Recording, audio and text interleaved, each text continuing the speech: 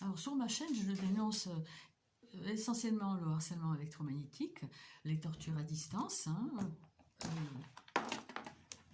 qui se pratiquent depuis des décennies, en impunité la plus totale.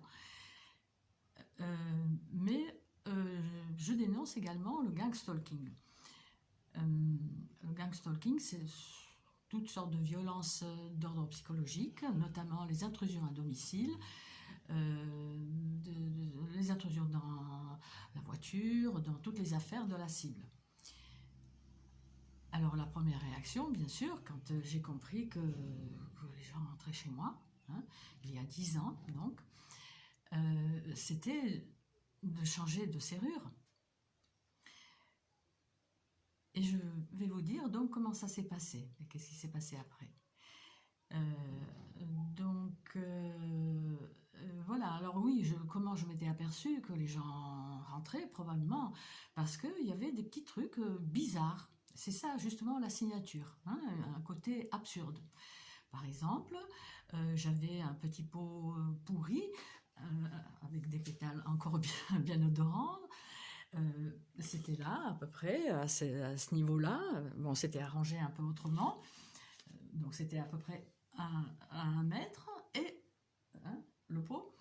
Et puis un jour, je rentre et les pétales, je les trouve par terre. Sauf que, pas éparpillés, comme si, je ne sais pas, si ça avait été mes chats ou quelqu'un d'autre. Ça devait être éparpillé. Eh bien non, c'était bien un petit tas, bien rangé, bien ordonné. Je regarde ça, c'est quoi ça, voilà. Après, il y avait, je ne sais pas, une empreinte au sol à cet endroit-là, ovale. Mais j'avais pas de seau ovale, j'avais pas de pot ovale. Voilà. Donc, il y a toujours un petit côté absurde. Et le côté absurde est signalé justement par un agent, un ex-agent de la Stasi, dans un documentaire formidable, qui parlera surtout à nous autres cibles. Stasi, un État contre son peuple. Il faut savoir que nous autres cibles, qui sommes sur des listes blacklistées, il y a le renseignement derrière. C'est pas un petit voisin ou qui va se mettre à nous harceler. Ça se pourrait, mais là c'est un harcèlement en bande organisée avec les moyens dont seul un État dispose, notamment pour le harcèlement électromagnétique. Donc voilà, donc je disais que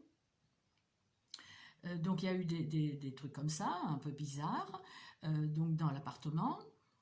Il y avait comme des coulures sur mes vitres que je tenais encore à l'époque. Bon, j'ai repris là, maintenant au bout de 11 ans, à nouveau mon appartement est fleuri et plus ou moins propre. Voilà. Donc à l'époque, je me disais mais c'est pas possible, il y a ça. Par exemple, ma voiture, un jour j'ai trouvé comme du sang sur ma voiture. Il y avait un voisin qui passait dans le hall, venez voir. Oui, vous en avez sur le toit aussi. Oh là là, bon. Il y a eu ça. Il y a eu des trucs à l'endroit où j'allais danser. Mon sac à chaussures en tissu, les anses ont été collées avec du chewing-gum. C'est inquiétant, enfin, c'est quoi ça?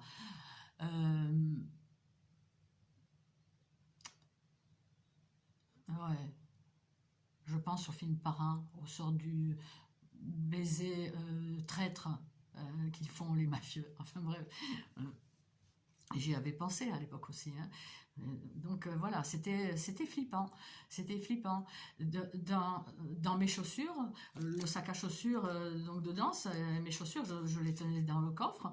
Puis un jour, je trouve dans une chaussure un petit papier comme ça, plié, un accordéon, avec comme enfin, du marron, quoi. Bon, voilà. Donc il y avait ça. Donc voilà, ma réaction était, bon déjà pour l'appartement, je change de serrure.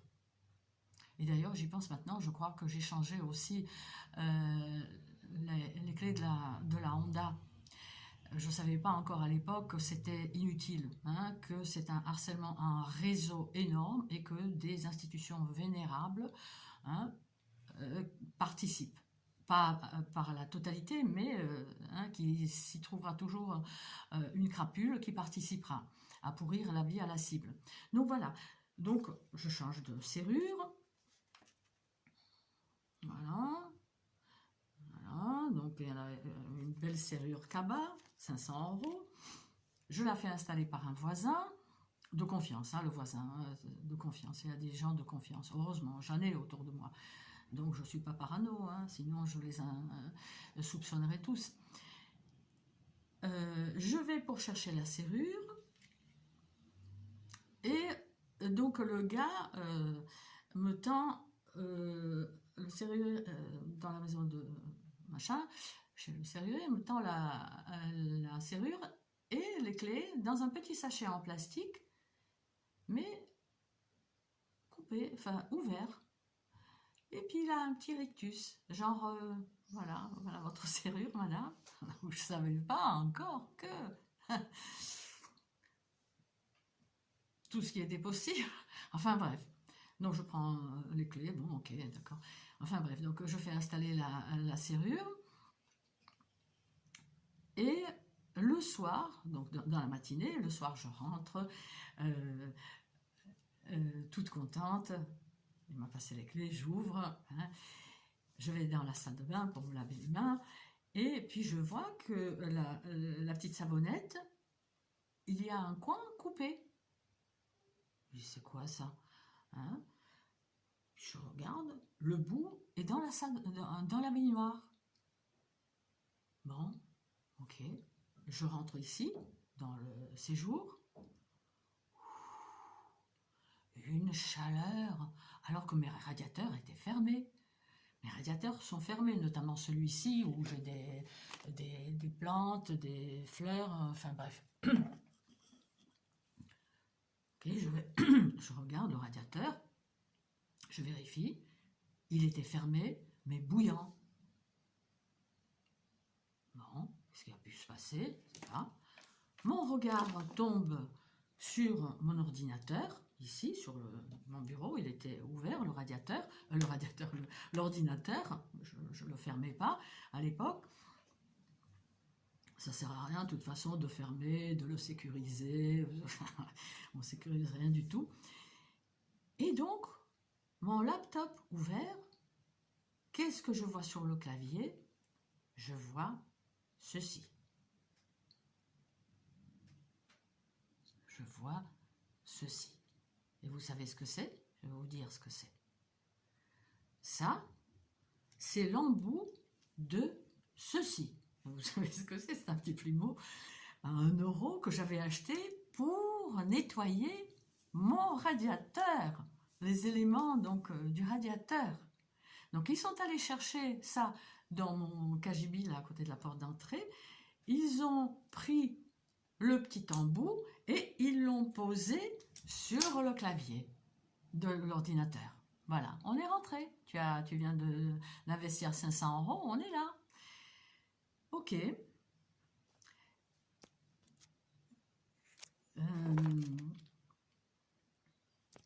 Pardon.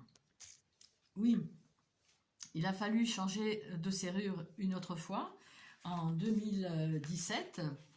2017, lorsque mes serrures ont été collées, je les ai trouvées collées à 22h30, c'était donc en 2017. Le réseau voulait peut-être voir ma réaction. Ben, ils ont été servis. 22h30, tout le monde était au courant. Hein, tout l'immeuble de 15 étages était au courant hein, parce que j'ai poussé une gueulante. Voilà. Voilà. C'est chacun son tour, hein, je dirais. Hein. J'inviterai les cibles, c'est vrai, à dénoncer ces petits trucs qui ont l'air un peu bizarres, peut-être. dénoncer comme ça sur les réseaux parce que ça sert à rien d'aller voir la police. Et d'ailleurs, je pense à Cara, une cible récente, euh, qui est allée à la police avec. Il en parle, hein, c'est pour ça que j'en parle, je me permets d'en parler. Il en parle dans une de ses vidéos. Et il est allé à la police avec un enregistrement d'un harcèlement sonore, lui, il subit. Et le policier de lui dire, mais c'est vous qui avez fait ça. Bon. Alors Barbouze, on a autre chose à faire. On a autre chose à faire. Hein, déjà, c'est vrai, ça me prend le chou, hein, de faire ces vidéos. Ça prend du temps. J'ai autre chose à faire. On a autre chose à faire. Là, toutes les cibles. D'accord? On a notre vie. Hein. Et attention à ce que tu fais, à Barbouze, en uniforme. Hein, c'est participer à une criminalité, puisqu'il s'agit, dans notre cas, d'un harcèlement en bande organisée. Donc, une criminalité, en bonne et due forme. Je ne vais pas couper ma vidéo.